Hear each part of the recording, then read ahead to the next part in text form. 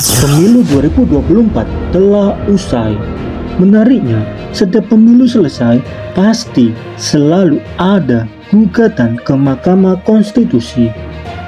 Hal itu dilakukan untuk tuntukan kecurangan yang terjadi di berbagai pemilihan umum yang ada di negara Indonesia.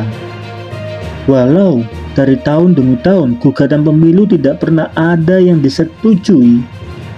Lalu bagaimana dengan pemilu 2024? Di mana intinya adalah gugatan dari pasangan 01 berharap agar pemilu diulang tanpa adanya Gibran. Sedangkan untuk gugatan pada pasangan 03 berharap pemilu diulang dan pasangan 02 didiskualifikasi. Setelah gugatan ke Mahkamah Konstitusi menjadi viral, teman-teman mungkin bertanya, kenapa langsung ke Mahkamah Konstitusi dan kenapa tidak melalui hak angket? Sebelum lanjut, Gibran memberikan respon dengan perkataan yang cukup tajam, yaitu kalau pemilu diulang dan jagoannya kalah lagi, apa minta diulang terus sampai menang? Banyak orang setuju dengan pernyataan dari Mas Gibran. Kalau pemilu diulang tanpa Mas Gibran itu tanggapannya apa? Misalnya nanti diulang, terus jagoannya kalah, apa minta diulang lagi? Apakah minta diulang sampai menang? Setelah perkataan Gibran Rakabuming viral, pada akhirnya Najwa melakukan mediasi dan bertanya kepada perwakilan dari kubu 03, bagaimana respon dari kubu 03? Menariknya, Adian Natipulu menjelaskan, kita menginginkan pemilu bersih dari kecurangan. Kita minta pemilu diulang tanpa melihat menang dan kalah. Lalu kecurangan apa yang telah terjadi? Secara hukum memang tidak ada, tetapi secara moral ataupun etika itu pernah terjadi. Jadi emang minta diulang sampai menang, kata dia. Jawabannya gitu. Enggak, kita akan terus minta diulang sampai tidak menang. Bukan sampai menang. Kita tidak persoalan siapa menang, siapa kalah. PD Perjuangan itu partai lama. Kalah, menang, digebukin, sudah menang. Kembali ke pertanyaan awal, kenapa Mahkamah Konstitusi dan bukan hak angket? Itu semua karena partai dari Nasdem memilih untuk mendukung pasangan 02. Sebelumnya, partai dari Nasdem mendukung pasangan 01, sehingga ketika hak angket dijalankan, maka pasti akan kalah suara. Sehingga opsi satu-satunya hanya melalui Mahkamah Konstitusi.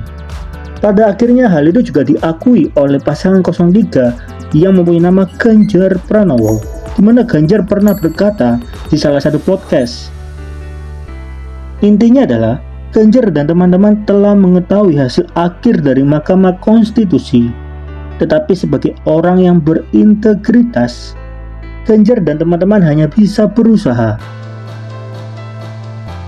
Sehingga sejarah bisa menilai. Ganjar juga meyakini sehabis Mahkamah Konstitusi, maka semua akan selesai. Jadi apapun keputusan dari Mahkamah Konstitusi, Ganjar akan menerima dan tidak akan mempermasalahkan lagi. Lalu, bagaimana menurut teman-teman soal pemilu di tahun 2024? Coba dong tolong tulis di kolom komentar. Mas Ganjar udah easy go lucky banget nih, udah santai gitu.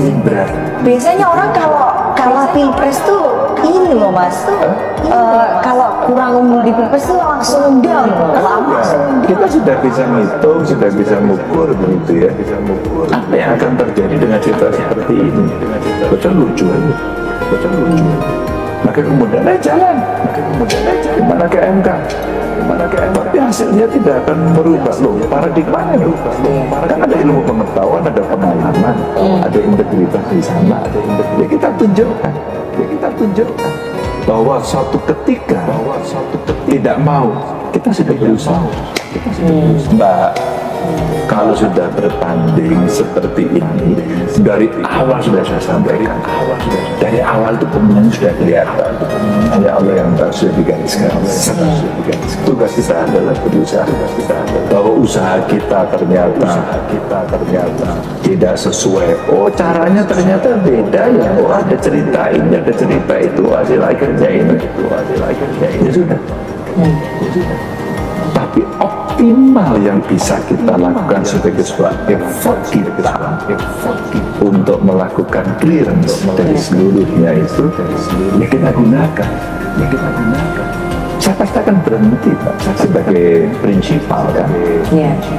Setelah MK nggak ada lagi, Mbak. Saya akan berhenti. Itu langkah terakhir ya. Iya dong. Iya.